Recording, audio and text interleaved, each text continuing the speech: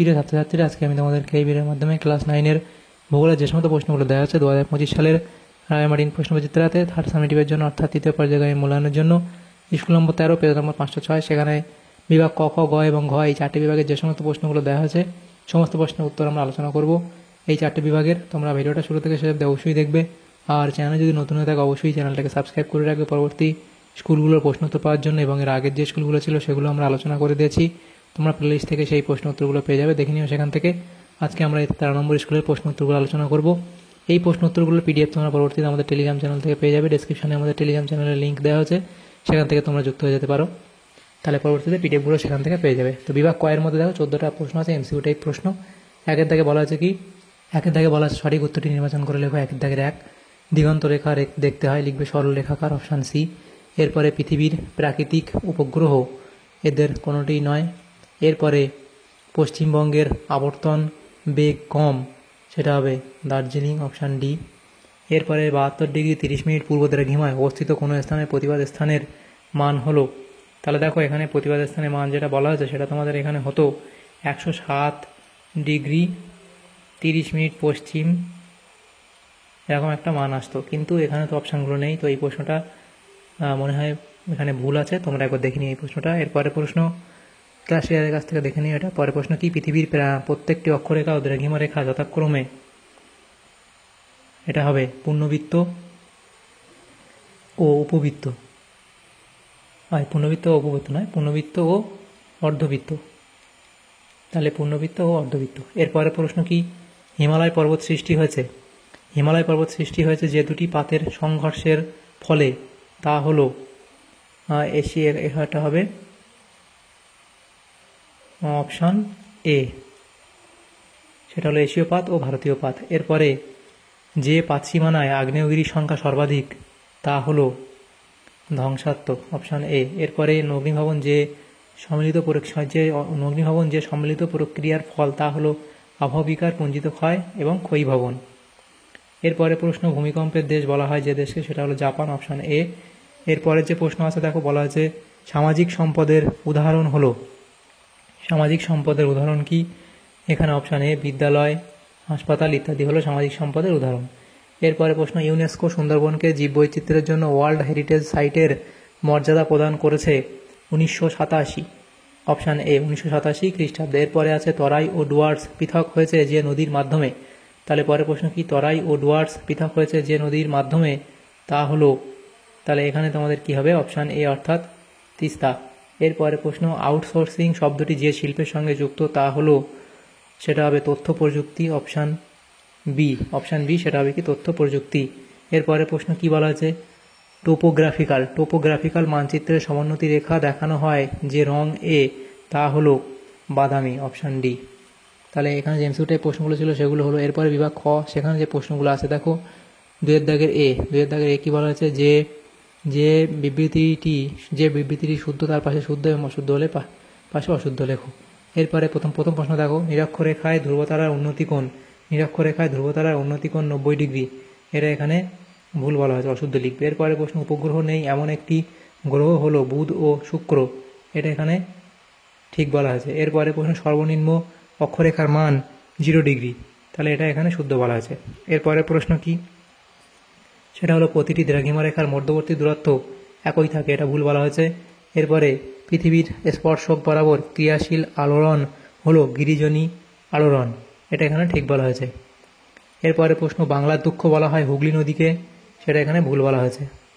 বিয়ের দাগে প্রশ্ন বলা আছে দেখো, সঠিক শব্দ বসে শূন্যস্থান পূরণ করো। বিয়ের দাগের 1, ড্যাশ হলো সৌরজগতের সবচেয়ে কম ঘনত্বযুক্ত গ্রহ, এটা হবে কি শনি।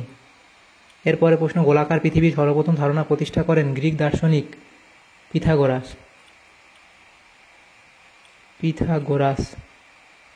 এরপরের প্রশ্ন কি আছে, সেটা হলো উলম্ব চ্যুতিতল বরাবর গঠিত স্তূপ পর্বতকে বলে হোস্ট। এরপরের প্রশ্ন কি আছে, সম্পদ সৃষ্টিতে মানুষের ভূমিকা অপরিহার্য।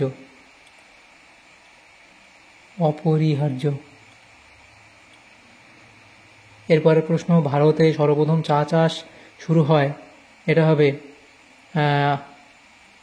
আসামে। এরপরের প্রশ্ন কি, জমি জরিপ বা মাপার কাজে ব্যবহৃত মানচিত্রটিকে ড্যাশ বলে, তাহলে কি এখানে লেখা হবে কি মৌজা মানচিত্র বলা হয়,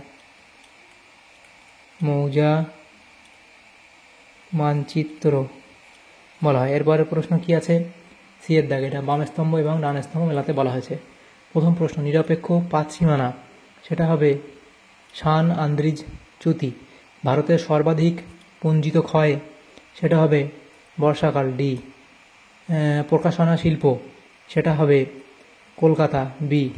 বাংলার জুট হাব, সেটা হবে অপশানে অর্থাৎ হুগলি। এরপরে ডি এর দাগে দু এক কথায় উত্তর দাও, 1 নম্বর করে দেওয়া হয়েছে। প্রথম প্রশ্ন কি, চুনাপাথর গঠিত অঞ্চল কি নামে পরিচিত, তাহলে লিখবে কাস্ট নামে পরিচিত।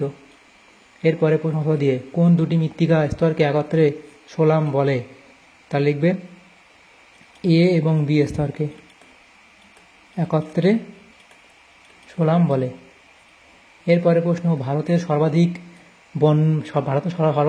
সর্বাধিক বন্যা প্রবণ অঞ্চলের নাম কি, তাহলে এটা লিখবে বিহার বা উত্তর বিহারও লিখতে পারো। এরপরে প্রশ্ন, ভারত তথা পৃথিবীর বৃহত্তম রাষ্ট্রায়ত্ত কয়লা সংস্থার নাম কি, লিখবে কোল ইন্ডিয়া লিমিটেড,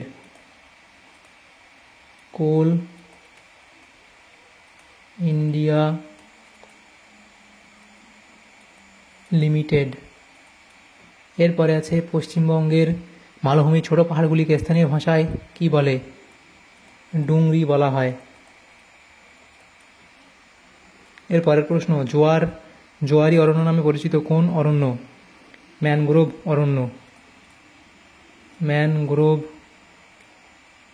অরণ্য। এরপরের প্রশ্ন কি, পশ্চিমবঙ্গের কোন জেলায় কোনো ব্লক নেই, তাহলে লিখবে কলকাতা জেলায় কোনো ব্লক নেই। এরপরের প্রশ্ন কি আছে, কোন নদীকে পশ্চিমবঙ্গের জীবনরেখা বলা হয়, লিখবে হুগলি নদীকে। তাহলে এখানে যে প্রশ্নগুলো ছিল সেগুলো হলো। এরপরের যে প্রশ্নগুলো আছে দেখো, সেখানে কি বলা হয়েছে, বিভাগ গ, সেখানে আমাদের যে প্রশ্নগুলো দেওয়া হয়েছে 2 নম্বর করে প্রশ্ন দেওয়া হয়েছে, 6টা প্রশ্ন আছে 12 নম্বর, এবং বিভাগ ঘ আছে সেখানে 3 নম্বর করে 4টে প্রশ্ন 12 নম্বর দেওয়া হয়েছে। প্রথম প্রশ্ন দেখো কি বলা হয়েছে, 3 দাগের 1, অভিগত গোলক কি। এরপরে যে ছায়াবৃত্ত কি, ছায়াবৃত্ত লিখবে পৃথিবীর যে নির্দিষ্ট সীমারেখা বরাবর দিন এবং রাত্রি আলোকিত ও অন্ধকারাচ্ছন্ন অংশ পরস্পর পৃথক থাকে তাকে ছায়াবৃত্ত বলে, তার সৃষ্টি প্রভাব লিখবে। দ্বিতীয় প্রশ্ন কি, মেরু অঞ্চল চাপা হওয়ার 2টি প্রধান কারণ কি, পৃথিবীর আইনিক গতি এবং আদি পৃথিবীর অবস্থা। এরপরে প্রশ্ন অথবা দিয়ে প্রশ্ন, ক্যালডেরা কি, তার বৈশিষ্ট্য তোমরা লিখবে যে কোনো আগ্নেয়গিরি যে অংশ দিয়ে লাভা, গ্যাস, ছাই প্রভৃতি ভূপৃষ্ঠে বেরিয়ে আসে তাকে জ্বালামুখ বলে। এই জ্বালামুখ যখন বিধ্বংসী অগ্নুৎপাতে নষ্ট হয়ে যে বিশাল আকৃতির অবনমিত গহ্বর সৃষ্টি করে তাকেই ক্যালডেরা বলে, এর বৈশিষ্ট্য লিখবে। তৃতীয় প্রশ্ন বলা হয়েছে দেখো এখানে যে পর্যায়ন কি, সেটা লিখবে। এরপরে অথবা দিয়ে প্রশ্ন, রেগোলিথ কি, মৃত্তিকা সৃষ্টি প্রথম পর্যায়ে আদি শিলা যান্ত্রিক ও রাসায়নিক অববিকারের ফলে চূর্ণ বিচ্ছিন্ন হয়। এই শিলাচূর্ণ ভূত্বকের উপর শিথিল ও কোমল একটি আবরণ সৃষ্টি করে, একে রেগোলিথ বলে। এবং এরপরে দুর্যোগ কাকে বলে, উদাহরণ দাও। তাহলে প্রাকৃতিক ও মানবিক কারণে সংঘটিত যে সকল ঘটনা দ্বারা মানুষের স্বাভাবিক জীবনযাত্রা সাময়িকভাবে ব্যাহত হয়, জীবন, স্বাস্থ্য ও সম্পত্তিহানি হয় এবং পরিবেশের গুণগত মানের অবনমন ঘটে তাকে দুর্যোগ বলে, উদাহরণ তোমরা দেবে ভূমিকম্প, বন্যা, ভূমিধস প্রভৃতি। এরপরে আছে মানবিক বিপর্যয় কি এবং উদাহরণ তোমরা দেবে। তারপর বোম্বে হাই এর 2টি গুরুত্ব লেখো। পরের প্রশ্ন দেখো দেওয়া আছে অথবা দিয়ে প্রশ্ন, চিরাচরিত ও অচিরাচরিত শক্তি কাকে বলে, উদাহরণ দাও। তাহলে চিরাচরিত শক্তি উদাহরণ দেবে, অচিরাচরিত শক্তি তার উদাহরণ দেবে। ভূবৈচিত্র্য সূচক মানচিত্র বলতে কী বোঝো, তাহলে গ্রিক শব্দ টোপোসের অর্থ স্থান এবং গ্রাফের অর্থ আঁকা, এই 2 শব্দের মিলনে সৃষ্টি হয়েছে টোপোগ্রাফিক্যাল, অর্থাৎ কোনো একটি স্থানের সঠিক অবস্থান, আয়তন ও প্রাকৃতিক ও সাংস্কৃতিক বিষয়গুলি বিভিন্ন প্রচলিত প্রতীক চিহ্ন দ্বারা চিত্রায়িত করে যে মানচিত্র তৈরি করা হয় তাকে ভূবৈচিত্র্য সূচক মানচিত্র বা টোপোগ্রাফিক্যাল মানচিত্র বলে, এগুলো লিখবে। এরপরে আছে প্রশ্ন দেখো, এক্ষেত্রে প্রাকৃতিক ভূদৃশ্যগুলি হলো ভূপ্রকৃতি, নদ নদী ও জল নির্গম প্রণালী, স্বাভাবিক উদ্ভিদ, এবং সাংস্কৃতিক ভূদৃশ্যগুলি হলো যোগাযোগ ব্যবস্থা, জনবসতি, মন্দির, মসজিদ, বাজার ইত্যাদি। এরপরে অথবা দিয়ে প্রশ্ন ছিল কি, কোনো মানচিত্রের স্কেল 5 সেমিতে 80 কিলোমিটার হলে RF কত, তাহলে সেটা অঙ্কটা করে দেওয়া হয়েছে। দেখো এখানে সহজভাবে করে দেওয়া হয়েছে। RF অনুযায়ী এর সূত্র অনুযায়ী হলে কি মানচিত্রের দূরত্ব হবে উপরে, নিচে থাকবে কি ভূমির দূরত্ব। তাহলে মানচিত্রের দূরত্ব 5, ভূমির দূরত্ব কত সেটা আমরা বার করেছি। তাহলে এর যে এটা হবে RF এত হবে। এরপরে প্রশ্ন বিভাগ গ, সেখানে যে প্রশ্নগুলো বিভাগ ঘ এর মধ্যে 3 নম্বর করে দেওয়া 4টে প্রশ্ন উত্তর করতে হয়। প্রথম প্রশ্ন, কোরিওলিস বল কাকে বলে, তাহলে কোরিওলিস বল উদ্বোধক বৈশিষ্ট্য প্রভাব কোরিওলজি বল তার উদ্ভাবক, বৈশিষ্ট্য এবং প্রভাব লিখবে। এরপরে আছে আন্তর্জাতিক তারিখ রেখা মাঝে মাঝে বাঁকিয়ে দেওয়া হয় কেন, সেই পয়েন্টগুলো এখানে আছে এবং এটা কারণ তোমরা লিখবে। পেরিপ্লেন ও পেরিপ্লেনের মধ্যে পার্থক্য, অবস্থান, সৃষ্টির কারণ, ক্ষয়কারী শক্তি, জলাভূমি ও হ্রদ, ভূমিরূপ ইত্যাদির উপর ভিত্তি করে পার্থক্যগুলো লিখবে। তারপরে যেটা আছে দেখো স্তূপ পর্বত ও গ্রস্ত উপত্যকার মধ্যে পার্থক্য, স্তূপ পর্বত এবং গ্রস্ত উপত্যকা উৎপত্তি, প্রকৃতি, গঠনশৈলীর উপর ভিত্তি করে পার্থক্য লিখবে। পার্থক্য এখানে এরপরের প্রশ্ন যেগুলো আছে দেখো, পশ্চিমবঙ্গের নদী পাড় ভাঙনের কারণগুলি কী? তাহলে প্রাকৃতিক কারণ, নদীর গতিবেগ পরিবর্তন, নদীর নিম্নগতিতে পলির পরিমাণ বৃদ্ধি এবং বন্যার প্রকোপ। মানব সৃষ্ট কারণের মধ্যে লিখবে নিয়ম বহির্ভূতভাবে বালি উত্তোলন, অপরিকল্পিতভাবে বাঁধ নির্মাণ এবং অরণ্য নিধন।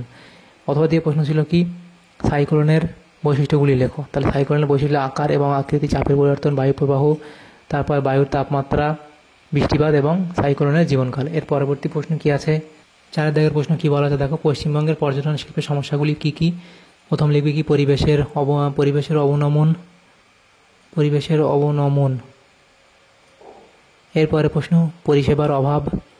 তারপরে প্রশ্ন চোরা শিকারি, পরিকল্পনার অভাব, গাইড সমস্যা, পরিকাঠামোর অভাব, চুরি, পানীয় জলের অভাব, বিদেশি পর্যটকদের সমস্যা এবং অবরোধ। এই পয়েন্টগুলো করবে। এরপরে প্রশ্ন আছে দেখো, কলকাতা বন্দরের সমস্যাগুলি লেখো। এটা হুগলি, স্পেলিং ঠিক করবে। হুগলি নদীর নাব্যতা হ্রাস, অসংখ্য নদীবাঁক, অসংখ্য বালুচর এবং বন্দরের স্থানাভাব। তাহলে এই পয়েন্টগুলো করে এফডি লিখবে, তাহলে এই প্রশ্ন উত্তরটা হয়ে যাবে।